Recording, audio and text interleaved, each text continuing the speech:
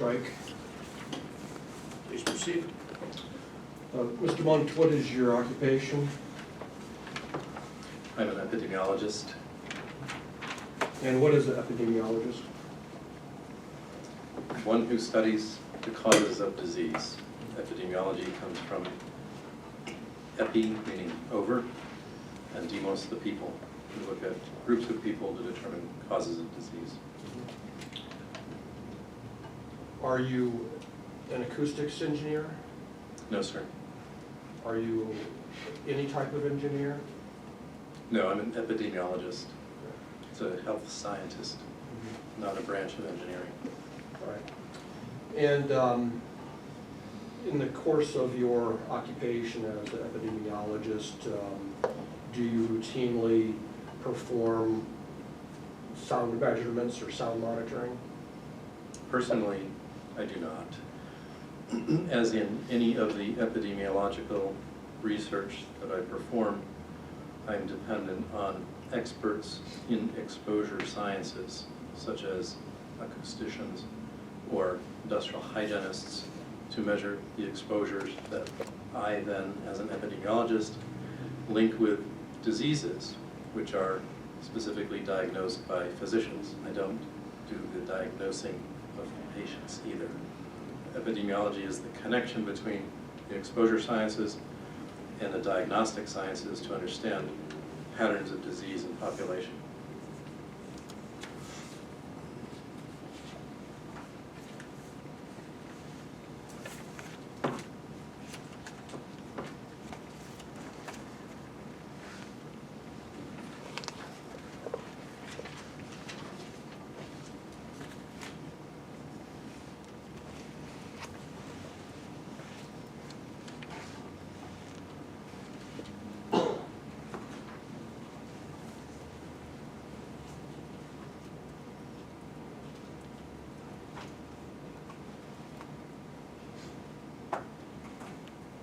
Do you design mitigation for loud noises? No, sir.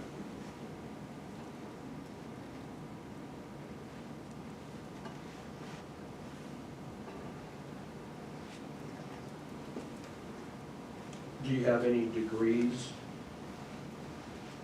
Yes, sir. in, I'm sorry, I didn't finish the question. Do you have any degrees in acoustics?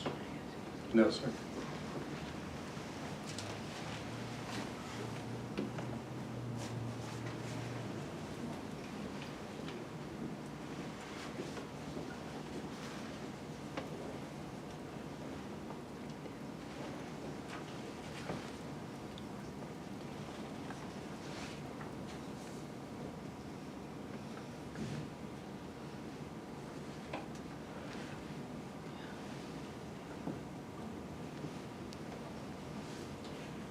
Your Honor, at this time, I think it's evident that the witness is not an acoustical engineer. The witness does not have any specialized training with regard to acoustics. Yet the witness's written testimony expresses opinions about acoustics topics in two locations, two excerpts that we've cited in our motion to strike, and it's evident that this witness does not have the expertise to render the opinions stated in those excerpts as cited in our motion to strike. Your Honors, we would, of course, oppose those statements, and if I'd be permitted to speak on the topic. Absolutely. Great. So the testimony that Mr. Van Clay is seeking to strike on pages 16 through 20, more succinctly described as subsection 5 of Dr. Mundt's testimony. This information that Mr. Van Clay would like to strike contains relevant contextual information.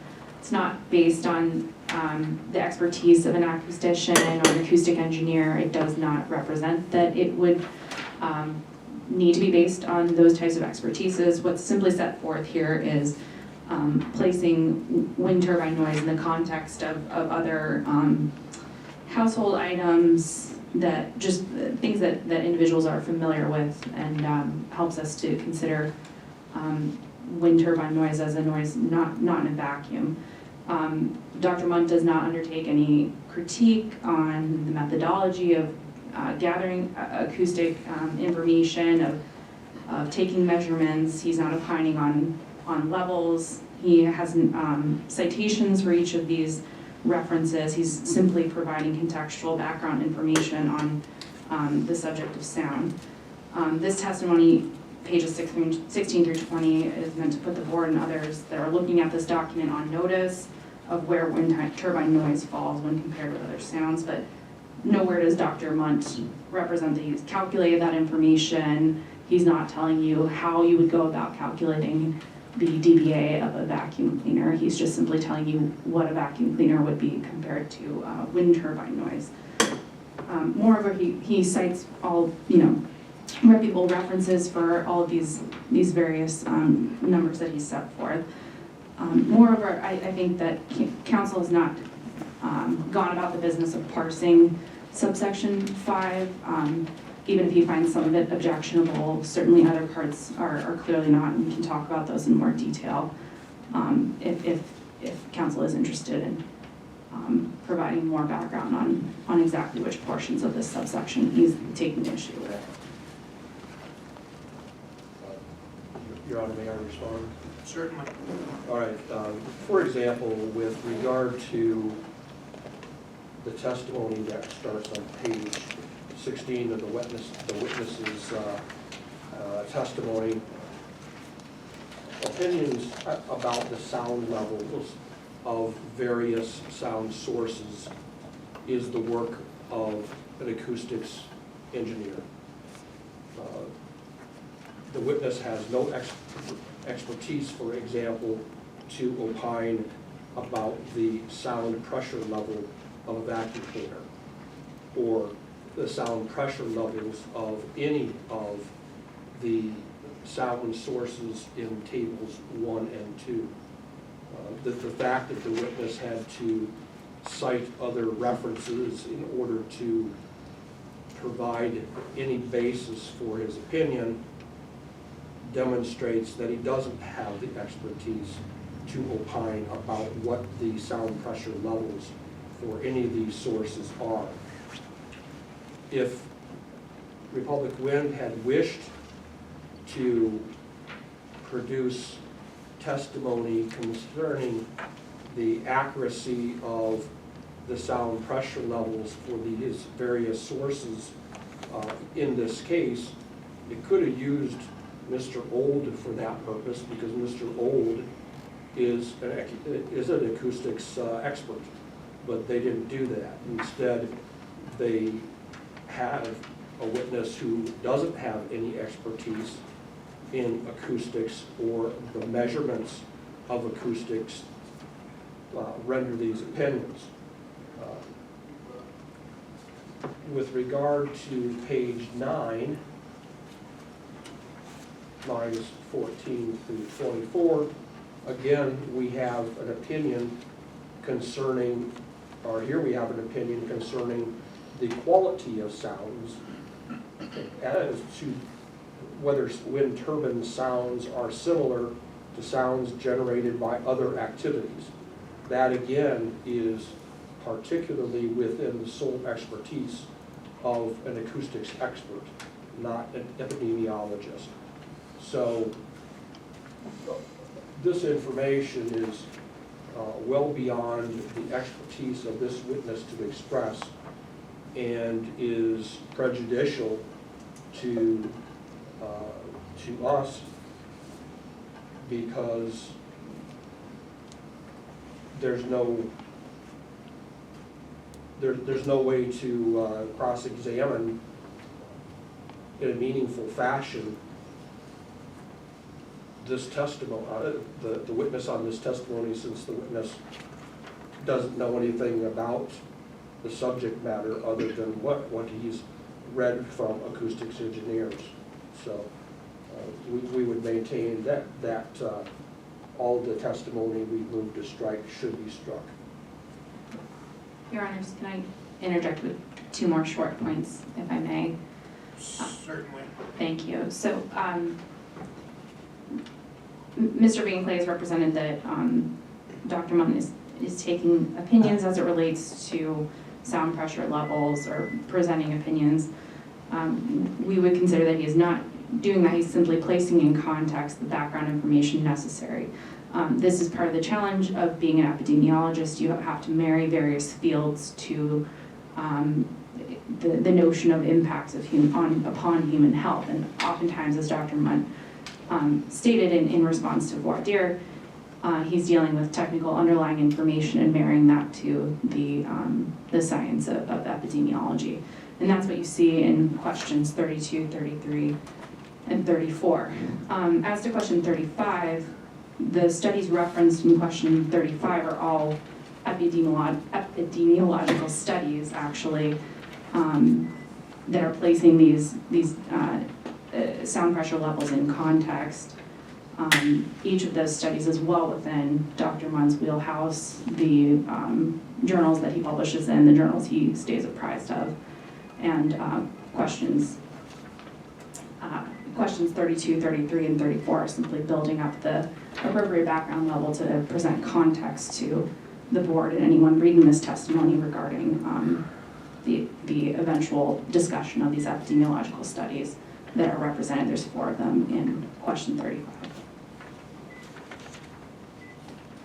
I'd like to hear a little bit more about the witness's experience relative to his research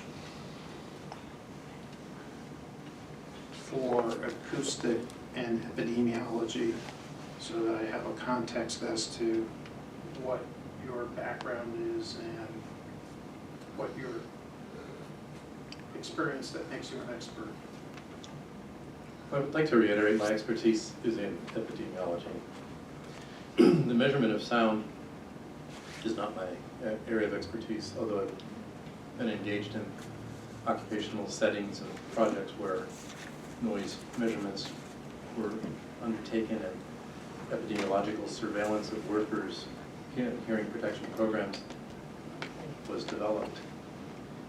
As an epidemiologist, I am dependent on the experts for measuring any of the exposure phenomena I study, be it radiation. I've never taken a radiation sample in my life. Industrial hygiene, I've studied hundreds of different chemical exposures. Mineral dust, I've never monitored a single mineral in my life, nor have I performed acoustical measurements. So I'm entirely dependent on them. And as Ms. already stated, these paragraphs in this section really are contextual. They're cited on public websites. One is nonoise.com. It's a noise awareness, anti-noise website that I thought would provide at least conservative estimates, but I have no basis to verify them. That said, I also formulate no opinions on that material. So I think that needs to be corrected. It's completely background or contextual, from which I derive no opinions. And then you would represent that your expertise relative to this subject matter is in what capacity? Well, if I'm asked the question, what is the epidemiological evidence for wind turbine noise for causing human health problems?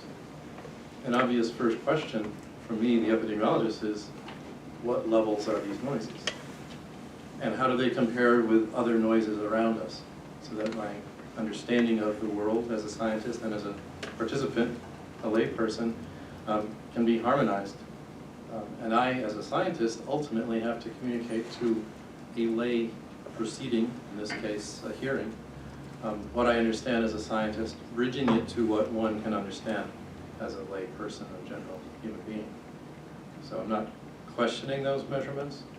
I don't even rely on them for any of my opinions, but rather say that what we're talking about here, so that we can understand what the epidemiology says, is that people exposed to wind turbine noise. I'm not asking you to tell me what your testimony All right, says. sorry. I still want to just hear about what your expertise is and what you bring to the analysis based Yes. on your experience.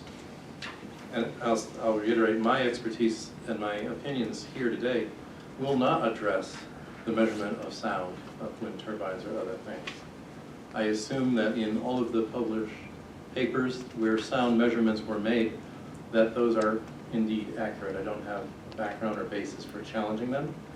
And from that starting point, I look at the methodologies used to understand human health effects, and I generate opinions based on that. That is the epidemiology.